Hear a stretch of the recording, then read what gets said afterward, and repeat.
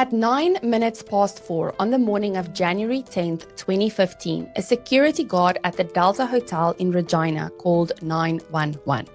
He had just found a woman. She was unconscious on the basement floor, lying near a pile of linens. He described her as completely unresponsive and noted that her shoes were off. He had also found prescription pill bottles on the floor next to her, so he told the operator he believed she had overdosed. It looked like a straightforward medical emergency, but as the call progressed, a second voice was captured in the background of that recording. That person made a comment that felt entirely out of place, a grim piece of logic that would change everything. If she came down the chute, she'd be dead. Now, to understand why anyone would say that, you have to look at where the woman was actually lying. Directly above that pile of linens was the opening to a vertical steel shaft. It was a laundry chute that stretched all the way up through the hotel. On each floor, hotel staff could open a small door to drop dirty linens down the chute, letting them plunge multiple stories before landing directly on the basement floor. The woman was lying directly underneath that chute opening. The initial assumption was that she couldn't have fallen down the chute. The logic was simple. She didn't appear to have any external physical injuries that would indicate a fall, and besides, the laundry chutes are closed off to the public. The only explanation that made sense to the hotel staff who found her was that she made her way into the laundry room on the basement floor and had an overdose. The woman was rushed to a nearby hospital where she was pronounced dead just 2 hours later. Now, the case was treated as an open and shut medical tragedy. It wasn't until an autopsy was performed that the narrative completely shifted. The medical examiner didn't find the results of a simple overdose. Instead, they revealed severe internal physical trauma, massive injuries consistent with a fall from an extreme height. The initial assumption of an overdose was completely wrong. She had come down the chute and she had survived just long enough for the truth to be missed. By the time the Major Crimes Unit was finally requested to investigate, 60 hours had passed. And in those 60 hours, the hotel didn't pause. The machinery of daily hospitality simply kept turning. Staff swept through the laundry room, scrubbing away the physical footprint of Saturday morning. The very pile of laundry that had broken her fall was scooped up and pushed into industrial washing machines, spinning away any potential forensic evidence. And heavy wheeled carts, staff shifts, and a steady stream of supplies moved through the basement, burying the scene under a mountain of ordinary, everyday traffic. By the time investigators finally stood in that room on Monday morning, the window to find out exactly how she entered that chute was closing at a rapid pace. This is the story of Nadine Machiskinic.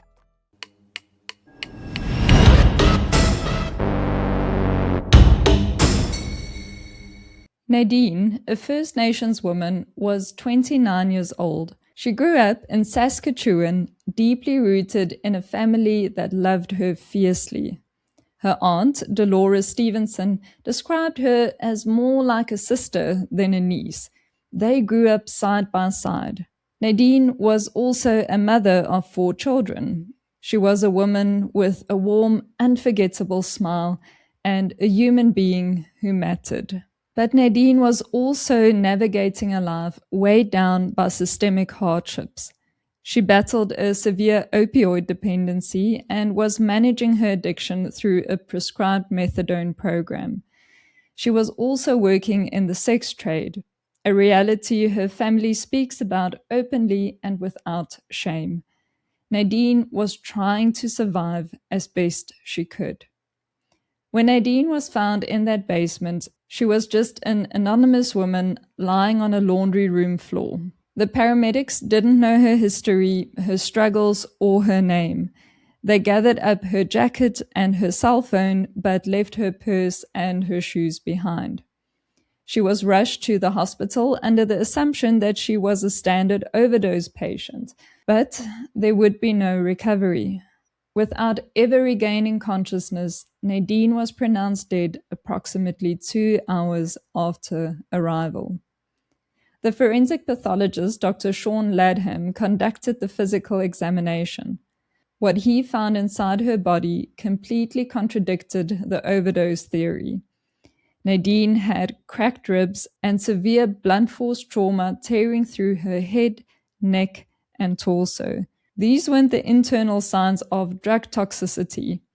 These were the massive, violent injuries of someone whose body had just collided with concrete after a devastating fall from an extreme height.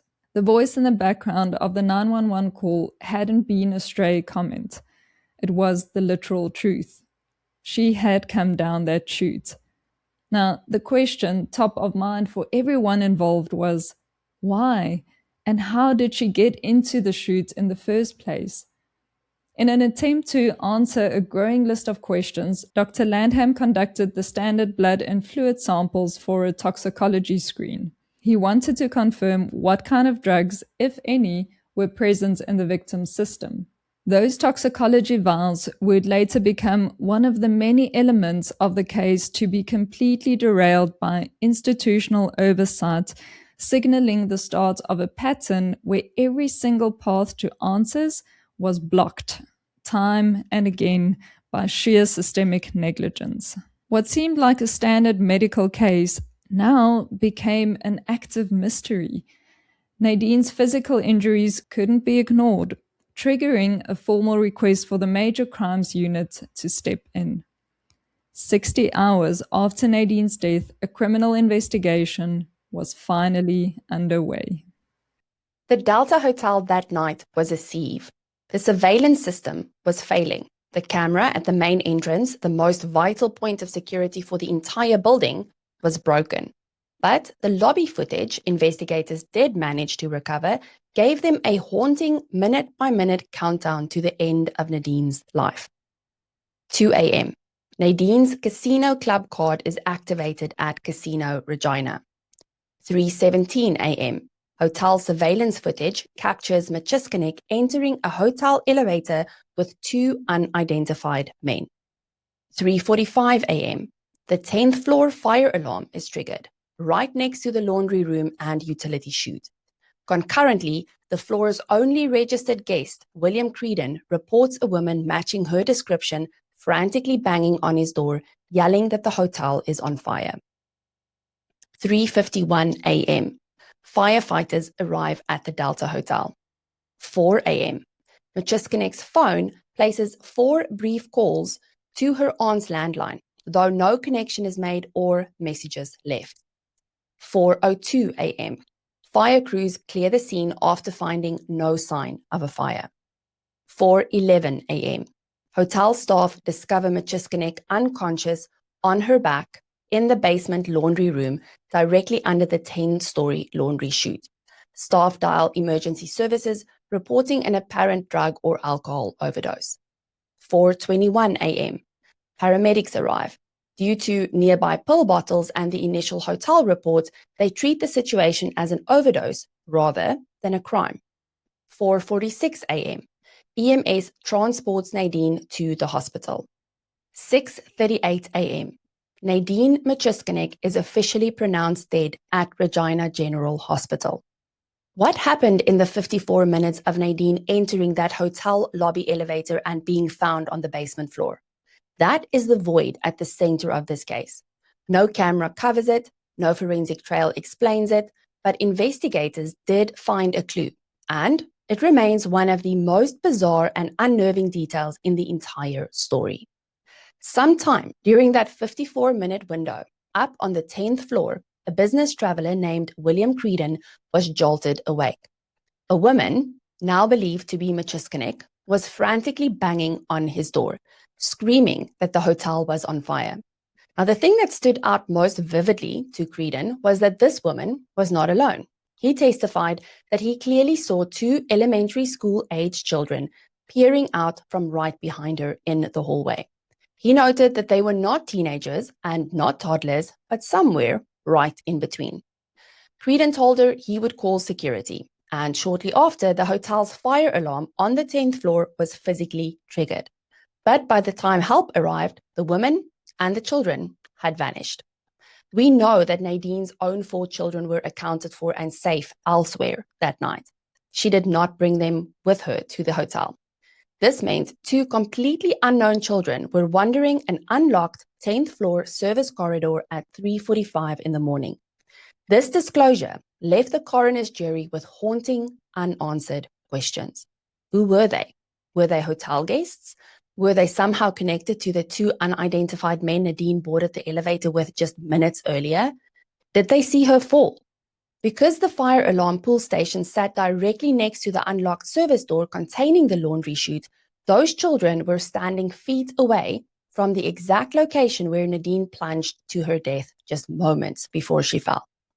To this day, we still don't have answers to these questions. As if there weren't enough unanswered questions in this case, the investigation then collided with the physical reality of the hotel itself. The hotel staff insisted that the 10th floor laundry room was always kept locked, completely inaccessible to the public. But when investigators finally tested the door, they discovered that wasn't true. The latch was faulty. The door locked shut from the hallway, but it never actually caught. It was a room that appeared closed to the world, but it was in fact open to anyone. And inside that unlocked room was the chute. Now I want you to really picture the opening of that laundry chute. It is a mere 53 centimeters wide. To put that into perspective, that is roughly the width of a standard carry-on suitcase. It is narrower than most of the kitchen cabinets in your own home. Now, the official theory suggested that Nadine, alone and in the dark, somehow navigated this tiny opening by herself. But when experts looked at the pattern of her physical injuries, they were left with two seemingly impossible theories. Theory 1, Nadine entered the chute feet first. Dr. Sean Ladham, the forensic pathologist who conducted the autopsy, testified that her injuries suggested she most likely went down the chute feet first. Nadine sustained devastating internal injuries, including multiple broken vertebrae, fractured ribs, brain damage, and a skull fracture, almost all of which were concentrated on the back of her body. Surprisingly, there were no injuries to her feet or lower legs.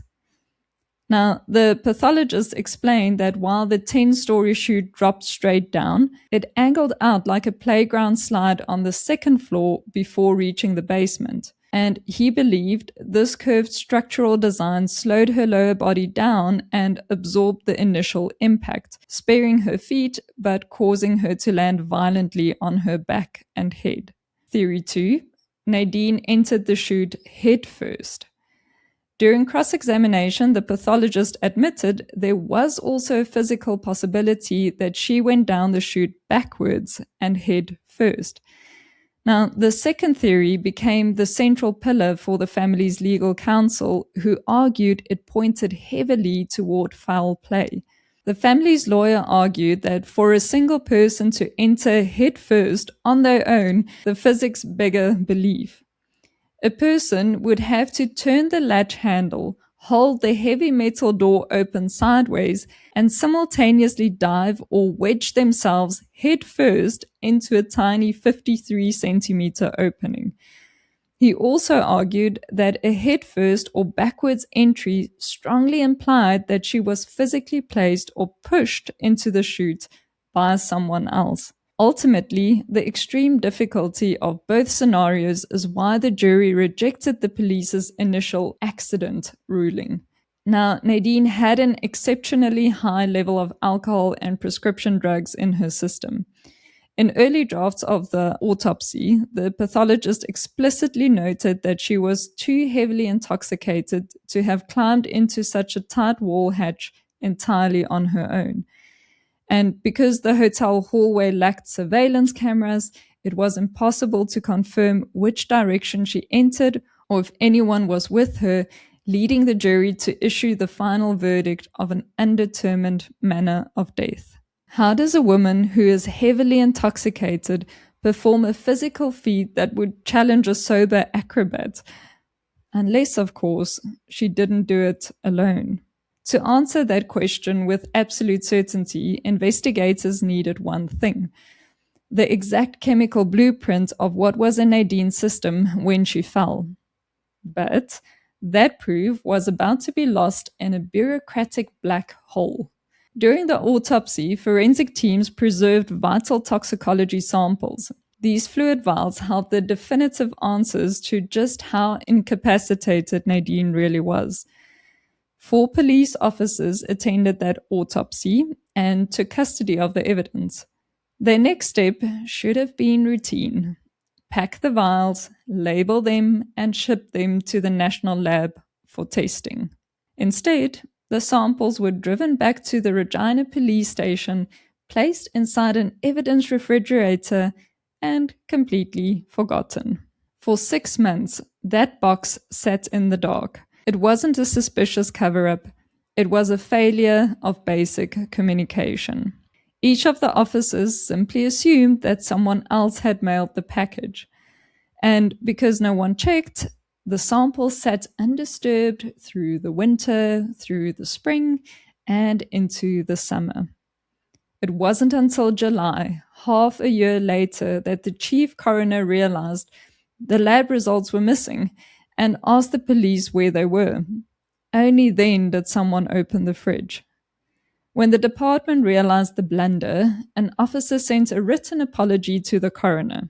It contained a line that exposes a much larger, troubling issue within the system. "I'm so sorry for this. Obviously, this is not just a once-off problem." By the time those samples finally reached a lab, 6 months of stagnation had degraded the fluids. The exact minute-by-minute timeline of Nadine's incapacitation had been permanently blurred. And as the biological evidence degraded, the physical leads on the street were going cold just as fast. The police were operating on assumptions rather than urgency, treating critical evidence as items that could be collected later at their convenience.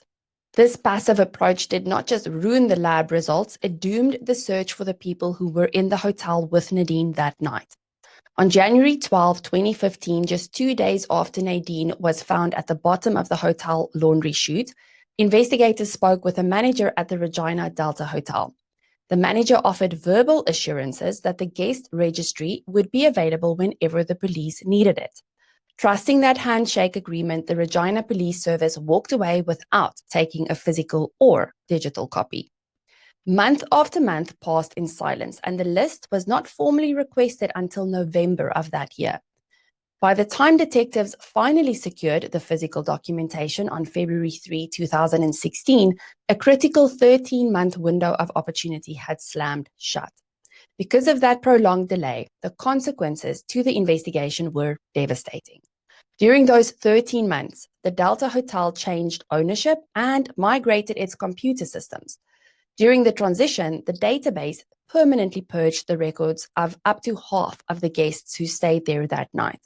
The detective assigned to track down witnesses was handed a document gutted of crucial data. The information police finally received was heavily fragmented, allowing critical witnesses to vanish into the population, never to be identified. But perhaps the most telling detail of this entire investigation is how long it stayed hidden from the public. For 9 months after Nadine's death, Nadine didn't even have a name in the headlines. The initial press release issued by the Regina Police Service was just a single brief paragraph. It stated that a 29-year-old woman had been found injured at a downtown hotel and had died. That was it. No name, no photo, and no public appeal for information. If you were living in Regina at the time, you had no idea a woman had fallen down a laundry chute. You had no idea that 2 unidentified men had ridden an elevator with her minutes before she died. They had officially closed the file, content to let her remain an anonymous statistic. It took the relentless combined efforts of Nadine's family and an investigative journalist named Jeff Leo to break the silence. In September 2015, Leo published a major report that finally gave Nadine her name back. He exposed the 60-hour delay, the lost evidence, and the existence of the surveillance footage.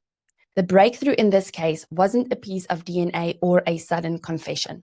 It was a journalist and a grieving family who looked at the forgotten file and decided that a dead woman's life was worth a real question. And once those questions were out in the open, the pressure became too loud for the city to ignore. In March 2017, a coroner's jury finally pulled back the curtain on the case. A coroner's inquest is a formal public fact-finding proceeding with a jury designed to determine the facts surrounding a death. So it is not a criminal trial and cannot result in criminal charges. The Saskatchewan Coroner's Service had previously classified Nadine's death as a tragic, solitary accident. But after 4 days of listening to glaring contradictions and admitted police errors, the jury refused to accept that narrative. They officially threw the accidental ruling out. But because so much vital evidence had been permanently lost and was washed away or degraded, they couldn't definitively rule it a homicide either. The jury was left with an impossible position. So they returned with a single haunting verdict: undetermined. For Nadine's family, led by her aunt Dolores Stevenson, this verdict wasn't a victory. It was a confirmation of a systemic disaster. It stripped away the official narrative of a simple accident, but it also meant that the truth was left completely up in the air. They argued that finding out the absolute truth of what happened to Nadine was now impossible because the authorities had compromised the investigation from hour one. The 60-hour delay had erased the physical crime scene, and the 6-month delay in the evidence refrigerator had degraded the biological timeline.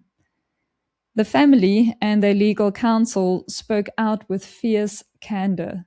They maintained that systemic racism and implicit bias led the Regina police to prematurely write Nadine off because she was a vulnerable Indigenous woman working on the margins of society. The system saw a routine overdose instead of a potential crime scene.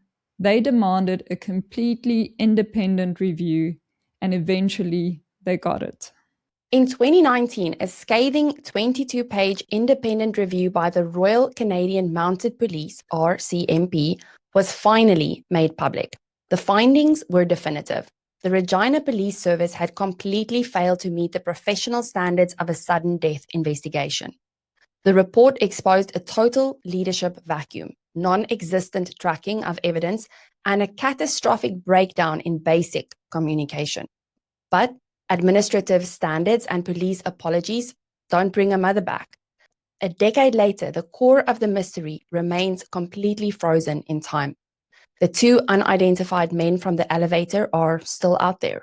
The 2 elementary-aged children from the 10th floor hallway remain a ghost story. And the truth of those 54 minutes remain trapped at the bottom of a laundry shaft inside a hotel that has long since moved on. But Nadine's story didn't end in that basement. Through the sheer relentless willpower of her family, Nadine Machiskinic's name became a rallying cry and a pillar of the missing and murdered Indigenous women and girls movement. Her legacy forced an overhaul in how the Saskatchewan coroner's system tracks and handles death investigations involving marginalized individuals. They turned their private grief into a shield to protect the next family from the same silence. The legal system stopped looking. Nadine's family never did. Because as her aunt Dolores reminded a country that tried to look away, she was a human being. She was a person. She mattered. As of this recording in 2026, the case remains officially closed by the Regina Police Service. Chief Bray maintains, "Our investigation showed no evidence that someone was criminally responsible for the death of Miss Nadine Machiskinic." It is hard to believe that we will ever know exactly what happened the morning of Nadine's tragic death, but here are a few unofficial theories that the public, the family, and the true crime community have developed. The first and probably most obvious theory is that the 2 men who entered the elevator with Nadine pushed or forced her down the chute. She was last seen with them, and roughly an hour later, she was found at the bottom of that chute, fatally injured. Now, the problem, of course, is that we have no idea who those men are and therefore have no way of knowing whether there was any connection to her at all. Were they guests in the hotel? Was she there to meet them? Was it a random act of violence, or did whatever history or arrangement that existed between them turn dangerous that night? With zero background or contextual information, the answer is left entirely to our imagination. The second theory doesn't involve foul play at all. If we go on the assumption that the toxicology report is correct, which, again, I just want to remind you that that is very questionable because of the mishandling of the vials. But if we assume for a moment it is accurate, by the time Nadine reached the 10th floor, she had methadone, diazepam, a hypnotic, an antidepressant, and cocaine metabolites in her system at levels described by the coroner as in some instances lethal. And if we assume that the eyewitness was correct, she was screaming about a fire, banging on doors and pulling the fire alarm. Some medical literature describes a state known as excited delirium, most commonly associated with cocaine use, which can produce symptoms including paranoia, panic, bizarre and aggressive behavior, and unexpected physical strength. It is a controversial term, so it's not universally accepted across the medical community, but the symptoms it describes are documented. In that kind of state, a person can act in ways that appear completely irrational from the outside, but that will feel like pure survival from the inside for that person. So the theory here is that Nadine, terrified and completely disoriented by the cocktail of substances in her system, may have genuinely believed she was escaping danger when she entered that chute. This theory has some expert support as well. A toxicology expert who testified at the inquest argued that because Nadine was a long-term drug user with a high tolerance to these substances, she would likely have still been mobile and physically capable of getting into the chute on her own, despite the staggering levels of drugs in her system. But then again, that is contradictory to her reported state when entering the elevator, where she was clearly struggling to just keep herself upright. And then there is the unanswered mystery of the children, which some allude to as a possibility of someone using them to lure her in. But we just cannot make it make sense as a theory. To what end and for whom? Some reports say the only registered guest on the 10th floor that night was William Creedon. Is it possible that his mind could have played tricks on him? I mean, he opened his door only a crack. It was the middle of the night and he had just been woken up. In his groggy state, could they have just been conjured up by his mind? All in all, we just don't know. Because of the lack of investigation and the massive gaps in the evidence, these limited theories just leave us with more questions than answers.